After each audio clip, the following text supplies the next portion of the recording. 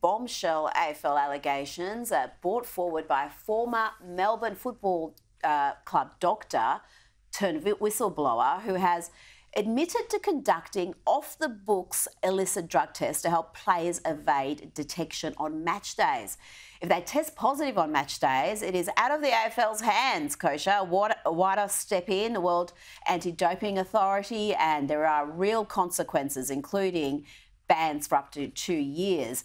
The doctor alleges here that these tests were authorised by the AFL, and today footy greats have been speaking out, saying they have been absolutely appalled by these revelations published by the Herald Sun's Mick Warner.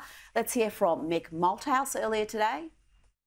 This is almost on the same level as the Essendon saga. In fact, it might even go beyond that, because this is suggesting that AFL officials are involved in this. Now, it is just so damning, and so it's going to place every player, every club official, and in particular club doctors now under scrutiny. The ramifications from this are going to be very broad. To hear these allegations, it makes it. I can't describe how angry I am. Hawthorn Premiership player Campbell Brown has called it the biggest controversy since the Essendon drug saga, and a number of politicians have also weighed in, including Home Affairs Minister Claire O'Neill, who wants answers. These people are such important leaders for our community and for young people. We do want them to do the right thing, so it'll be important to get to the bottom of this. Kosha, the AFL are experts at brand management, some would say cover-ups. Will they be able to bury this one? This looks big. It does look big, and just the fact everybody's weighing in, from the political sphere to other icons of the sport. I don't know. It's hard to see how they bury this. I think some sort of investigation is going to have to happen. We'll see. You know, I don't know what shape that would take. The credibility of the whistleblower, I'm sure, is going to really be stress tested as they do that. But in the end, if true, the scale of it seems so big that things are going to fall out of the cracks, and I think it'll be very hard for them to cover it up.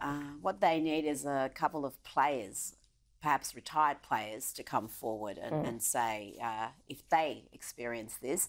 Now let's go to Alice Springs, where the crime crisis is only getting worse. Leo Mendez reports in The Australian a violent riot through the streets of Alice Springs on Tuesday escalated calls for a total federal government takeover of the town. The mayor there is asking the territory's government to temporarily step aside so that order can be restored to the lawless town. Parts of Alice Springs were placed into lockdown about 3 p.m. on Tuesday after a mob of angry people attacked local businesses and cars. Sources on the ground claimed that it was payback for the death of a young man who died when a stolen car overturned last month. Let's have a look at some of that carnage. Mate, they're taking 20-metre jumps and jumping in the glass trying to smash it. Oh, she's got a brick! Oh, fuck them. Yeah, it's escalated big time.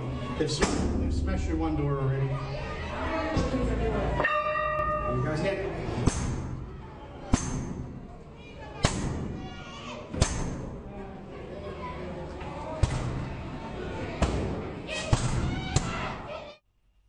It's just shocking scenes, and we've got videos we can't show you of some really sickening violence too that's taken place. What do we do about this? Is the suggestion that the federal government take over and try to restore order? Is that at least a short-term answer? I think it would work, because you're bringing the firepower of a more powerful law enforcement agency to do that. It would anger and a lot of people. I think there would be politicization that comes up about with that. That, you know, when are the feds interfering with the states? And I get the sense that for all of these things, there's this racial political undertone that has tied the hands of law enforcement, whether it's this issue, whether it's BLM back in the US, everything else. That there seems to be a little bit of a hesitation or difficulty in really applying the force that's necessary to curtail crime in these areas. And I think there's some other political undercurrent maybe that's also at play in here for why we're not doing anything about it, because it shouldn't technically be that difficult to rein in crime in these cities, if we really wanted to. Well, we spent so long last year, so much money, so much attention on a referendum, but really consequential changes that can change people's lives today, that's just not happening. The focus isn't on that. And I wonder how many people in Melbourne, Sydney, Brisbane have any clue of that happening. Every now and then it will get into the headlines, it will be covered, but when you speak to people who live in Alice Springs and other areas, this seems to be an ongoing issue.